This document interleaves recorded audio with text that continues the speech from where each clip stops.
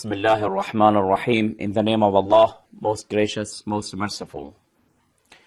One of the issues that may be a bit different between the schools of Sunni and Shiite, and they have different opinions about it, is the issue of al-Ijtihad. Today we want to define it literally and technically, and then we want to see what is exactly the difference between these two schools as far as the issue of Ijtihad is concerned. Ijtihad, literally, it derives from the word al-juhd or al-jahd. It means to try. Al-juhd means to try hard. And Ijtihad, technically, it means that a person who is qualified. We mean that he is a scholar and he is a jurisprudent. He tries and he does his best to deduce the verdicts, the judgments, the Islamic decrees from the sources. That is the technical meaning of al-Ijtihad. In other words, when we look at the Islamic issues, there are many issues that they are not mentioned in the Holy Quran. For example, about the inheritance, about transactions, about marriage, about divorce, about renting, buying, selling, purification, ablution, and many other issues. The details are not mentioned in the Holy Quran. For example, in the prayers that every day we offer, this is a question that when we want to offer our prayer, we begin with the first chapter of the Holy Quran, Surah Fatihatul Kitab, the opening chapter. Now the question is that, should we recite it loudly or silently?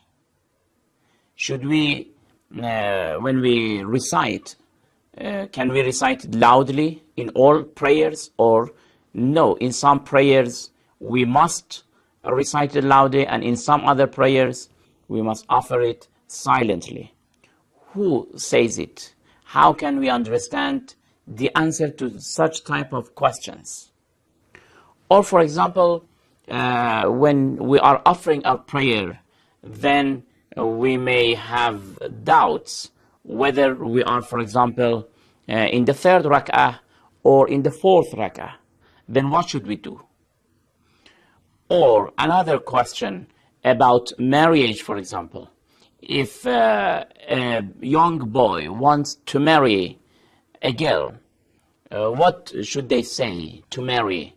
What is that specific sentence that we call it as-sigha? What is it? And how they can say it, and how they can become a husband and a wife? Or if they want to divorce, what should they say? For selling and buying, what conditions we should observe it? What conditions we should take into consideration? For example, the goods that we sell, it has a lot of conditions. The way we are selling, the way we are buying, should we pay in cash, or many other details. All these details, we call it jurisprudence, al-fiqh. Jurisprudence is al-fiqh. And the man or the scholar who is very well in understanding jurisprudence, we call him the jurist or the priest. In Christians, for example, in Christianity, they call it priest. Anyway, in Islam, we call him al-mujtahid. Therefore, al-mujtahid is a person that refers to the sources.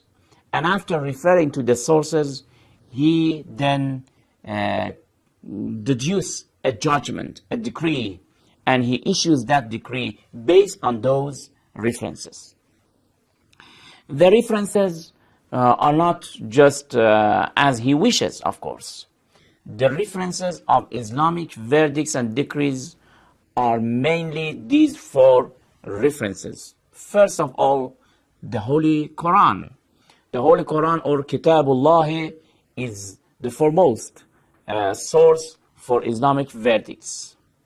Secondly, is the Sunnah of the Holy Prophet of Islam and the traditions from the household or Ahlul Bayt, because as we already explained in former programs, we mentioned that the 12 Imams, or the successors of the Holy Prophet of Islam, they explain the Sunnah of the Holy Prophet to us. And they narrate, when they narrate the traditions, they narrate it from their Holy Prophet of Islam.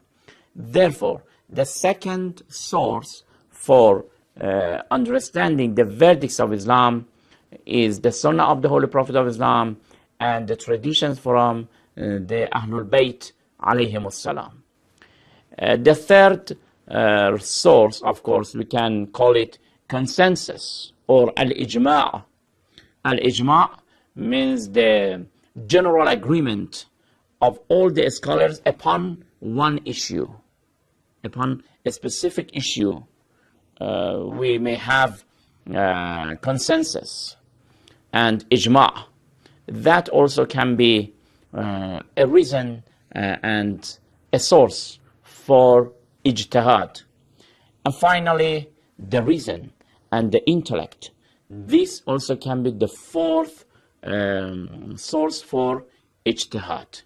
Therefore, a mujtahid is a person who has enough ability to refer to these four sources and deduce the verdicts. Up to here, I am sure that both the school of Sunni and the school of Shia both agree upon it.